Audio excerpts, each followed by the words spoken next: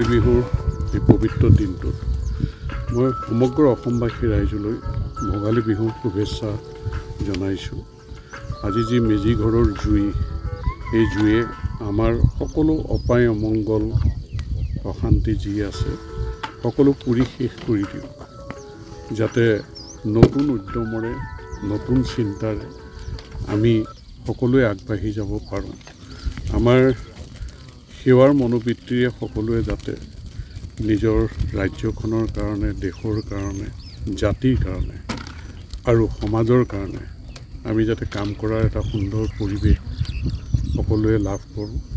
আৰু লগতে মই জনপ্ৰতিনিধি হিচাপে সমষ্টিটোৰ জনসাধাৰণলৈ মোৰ ভোগালী বিহুৰ আন্তৰিক শুভেচ্ছা মই জ্ঞাপন কৰিলোঁ।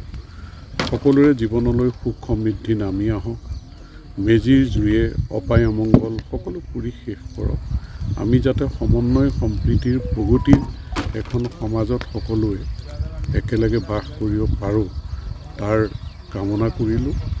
আৰু মই হৃদয়ৰ পৰা পুনৰ অসমবাসী ৰাইজৰ লগতে সমষ্টিবাসী ৰাইজলৈ মই আন্তৰিক শুভেচ্ছা জ্ঞাপন কৰিলোঁ আৰু প্ৰাৰ্থনা জনাইছোঁ যেন ৰাইজৰ কাম কৰিবলৈ, দেশৰ কাৰণে কাম কৰিবলৈ, জাতিৰ কাৰণে কাম কৰিবলৈ মোক শক্তি দিয়ে।